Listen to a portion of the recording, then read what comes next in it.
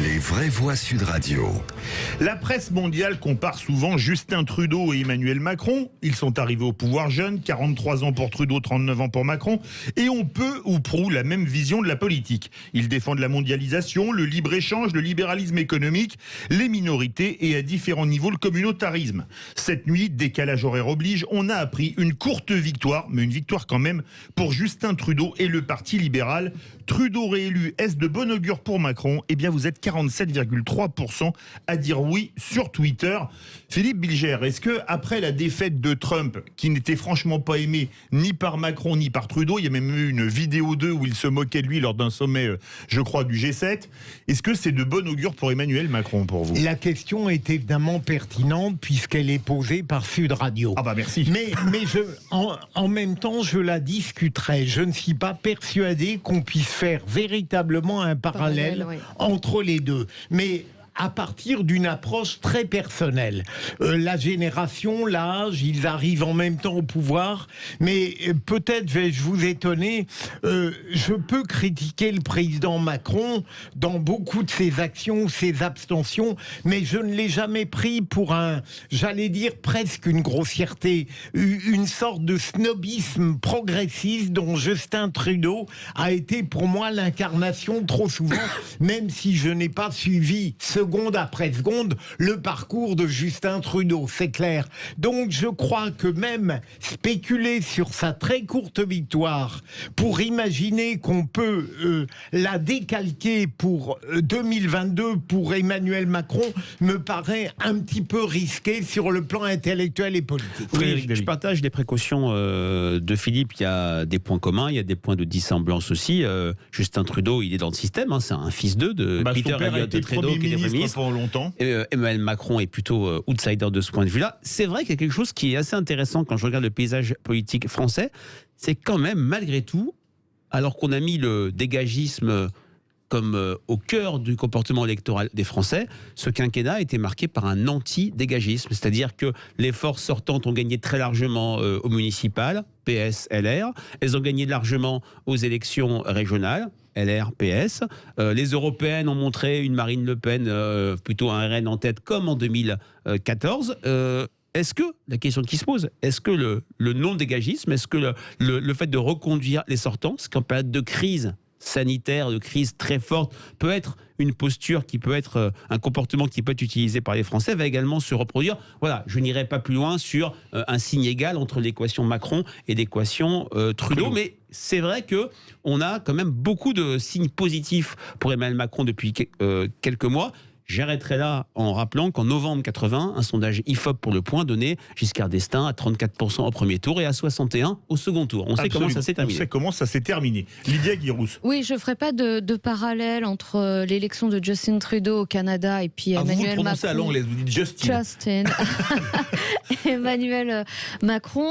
Je pense qu'en effet, les Français ont peut-être envie de stabilité. Ils l'ont montré lors des différentes élections locales, régionales, parce qu'en période de crise, on a envie de réélire peut-être ceux qu'on connaît déjà, et que les partis comme le parti les Républicains ont une base électorale, ont des élus locaux qui sont identifiés et connus, et c'est la grande faiblesse d'Emmanuel Macron, c'est qu'il n'a pas su infuser et s'installer dans les territoires, et les élus qu'ils ont, y compris les députés, ne se sont pas installés dans leur circonscription. Donc c'est vrai que c'est une faiblesse de la part d'Emmanuel Macron, et qu'En Marche se résume souvent à Emmanuel Macron uniquement. Il n'y a pas eu l'émergence de fortes personnalités.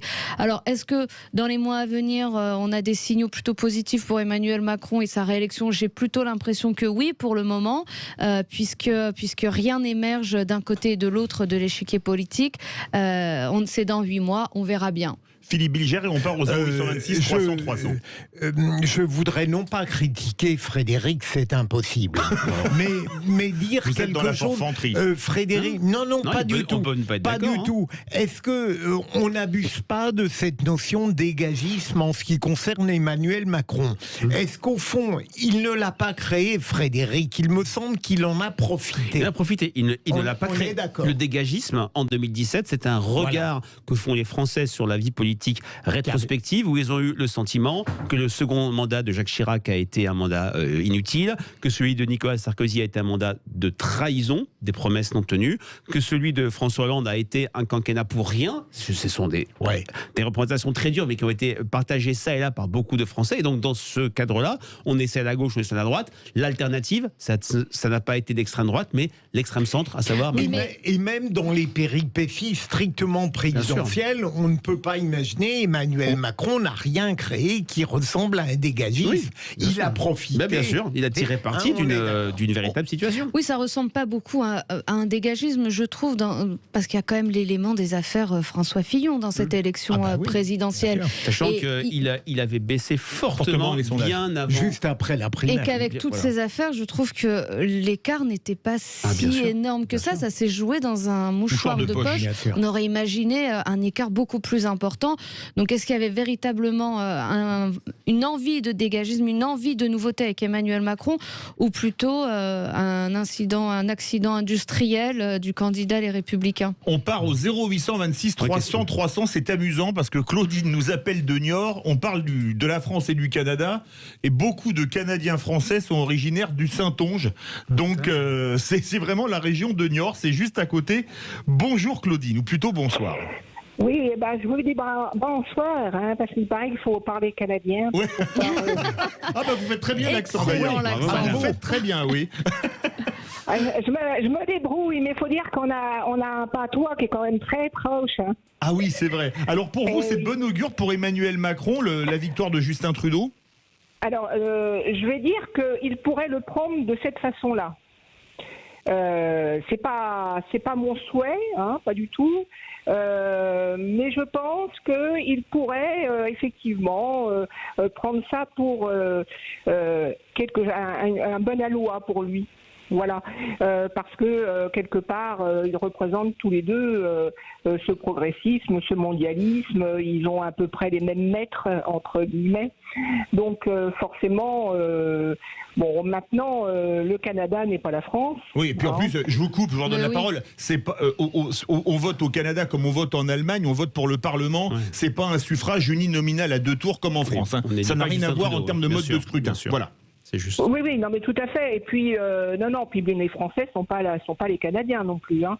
Je suis pas sûr qu'au Québec, il ait été réélu de beaucoup. Même. C'est passé de peu. Hein.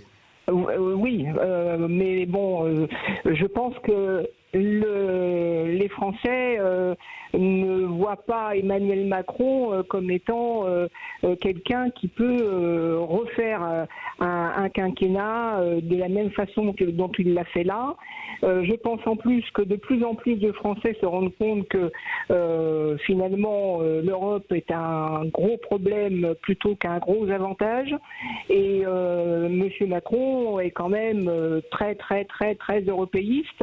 Donc tout ça fait que c'est sur le papier, ça peut paraître très très sympa pour lui. Mais après, à voir. Eh ben, merci beaucoup Claudine. Alors l'accent du patois saintongeais, c'est vraiment, on comprend mieux pourquoi il y a un point commun avec le Québec. Merci beaucoup à vous. Une réaction rapide à ce qu'a dit Claudine, Frédéric Dabi, et on va tout de suite prendre juste après Mathieu Bock-Côté. Oui, alors Claudine elle a raison de le dire, c'est son point de vue, mis en exergue des points communs entre Macron et Trudeau. Il y a aussi des points de différence fondamentaux.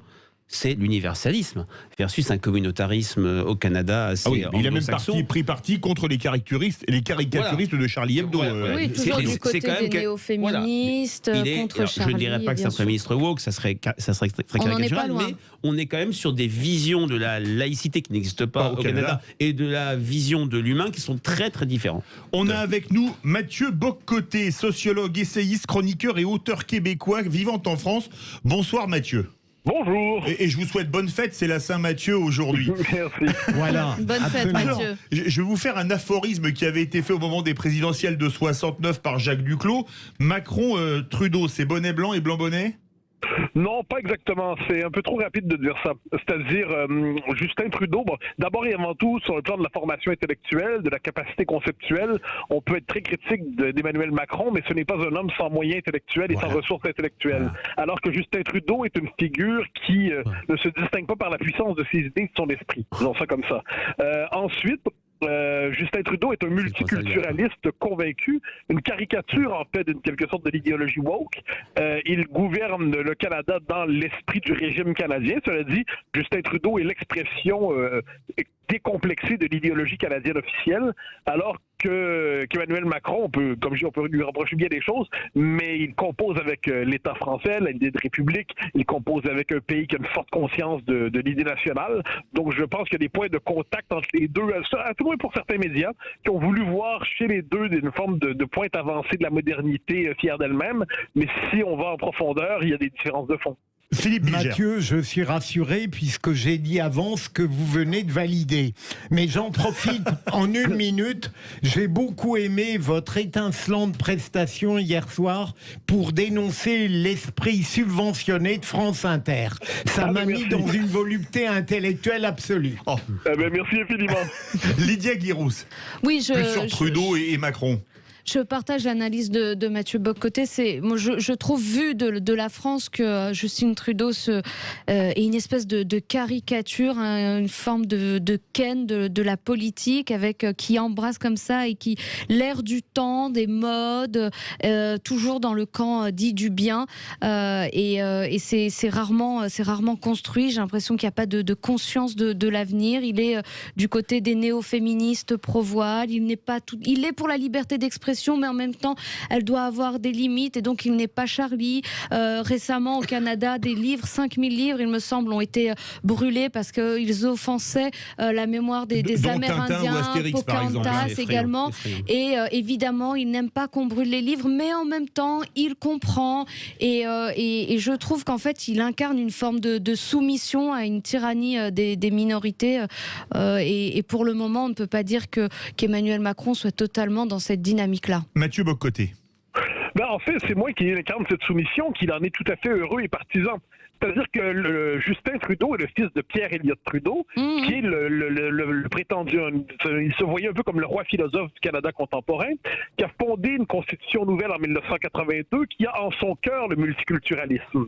L'idéologie multiculturaliste au Canada s'est radicalisée au fil du temps. C'était à l'origine une arme de guerre pour neutraliser le nationalisme québécois, mais c'est devenu une idéologie d'État, une idéologie officielle, une idéologie obligatoire. Et ce qu'on voit, c'est que dans la classe politique canadienne, sauf les nationalistes québécois, encore une fois, tout le monde se soumet au multiculturalisme, ce qu'on appelle chez nous le trudeauisme. Et Justin Trudeau, je dirais, c'est l'expression radicalisée de son père. C'est l'expression radicalisée du multiculturalisme canadien. C'est un multiculturalisme sans nuance. Et là, effectivement, on l'a vu sur la question de Charlie Hebdo, il considère que la censure, finalement, il fallait, les caricatures devaient se faire dans le droit des gens de ne pas être offensés. Il considère qu'on peut prêter son serment de citoyenneté au Canada en niqab sans que ça ne cause problème et que c'est en fait un geste féministe, un geste d'affirmation. On est devant quelqu'un qui considère qu'on peut effectivement brûler des livres, même si ça le dérange personnellement. Mais si la réconciliation passe par l'autodafé, eh bien, autodafé il y aura. On est devant un premier ministre qui, par ailleurs, assimile la laïcité québécoise. Parce que j'aimerais que j'ai entendu il y a quelques minutes qu'au Québec, au Canada, l'idée de laïcité est absente. Il faut corriger. Elle est très présente au Québec. Oui, au Québec, mais pas ailleurs. Je parlais du Canada en général. Voilà, mais c'est une tension profonde dans le régime canadien entre le multiculturalisme canadien, donc fédéral, pas canadien, et les Québécois qui ont fait le choix de la laïcité à travers laquelle ils affirment leur identité nationale. Eh bien, Justin Trudeau a déjà qualifié les politiques de laïcité, il a fait l'amalgame avec les politiques ségrégationnistes de l'histoire du sud des États-Unis, donc les politiques du temps de la ségrégation américaine. Donc on est véritablement avec un homme qui a une certaine conception du Canada. Il voit le Canada, lui, comme le laboratoire de la diversité. C'est le laboratoire de l'utopie diversitaire. C'est le pays qui incarnerait la prochaine étape de l'histoire de l'humanité. C'est le pays qui serait le laboratoire de l'avenir. Il nous est permis, de notre point de vue, d'y voir le pays de la décomposition d'une certaine idée de la civilisation occidentale. Frédéric Dabi. Oui, alors c'est très intéressant. Et si je veux quitter la question franco-canadienne, tout a été très bien dit par Mathieu Bock-Côté. C'est un clivage, avant tout, générationnel.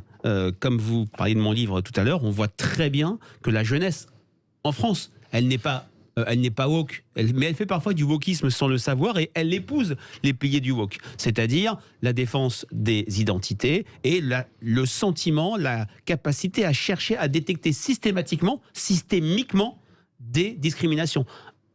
Presque 40% des jeunes considèrent qu'en France, il y a un racisme d'État.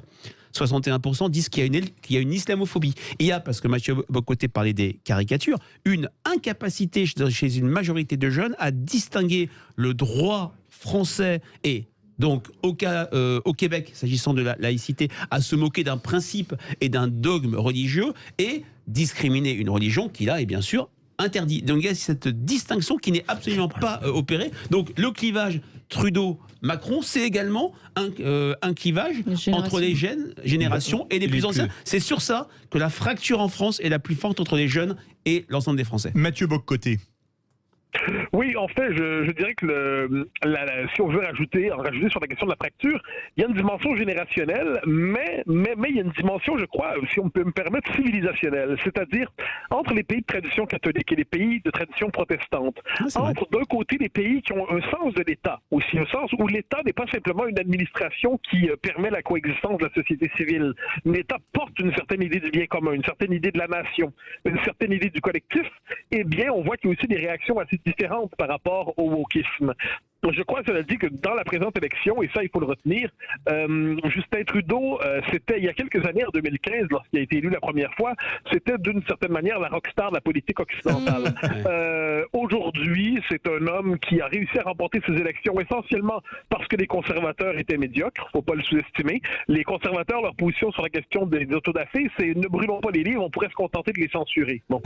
Ensuite, le Parti conservateur au Canada est une annexe idéologique du Parti libéral. Donc, on se retrouve dans cette situation où Justin Trudeau il a perdu de superbe, son aura a pâli, mais il n'en demeure pas moins que Justin Trudeau serait-il battu demain matin aux élections, que l'idéologie dont il est l'incarnation continuerait de se déployer parce qu'elle est inscrite au cœur de la Constitution canadienne et du régime canadien. Mathieu Bock-Côté, merci beaucoup. On peut vous faire un petit clin d'œil ? Bien sûr. Alors, les vraies voix, on est sérieux, mais sans se prendre au sérieux. On a tous essayé de prendre l'accent québécois, on n'y arrivait pas. Vous qui vivez en France, est-ce que vous arrivez maintenant à prendre l'accent français ? Bon, d'abord, il faut commencer par dire du coup un peu tout le temps. Pour le coup. Ensuite, il faut ponctuer ces mots de putain ou de purée si on est poli ou si on ne l'est pas. Et à la fin, on dit du coup, putain, purée, ça ne fonctionne pas, mec. Bon, alors je vais continuer de parler à la québécoise. Et comme on dit chez moi à Toulouse, bout du con, bon, mais con, c'est la virgule. Merci beaucoup, Mathieu Bock-Côté. Au plaisir, bonne journée. Merci, bonne journée. Verdict sur Twitter. Vous êtes 46,9% à penser que la réélection de Justin Trudeau est de bon augure pour Emmanuel Macron. De suite, on retrouve Alexandre Priam, la chronique présidentielle.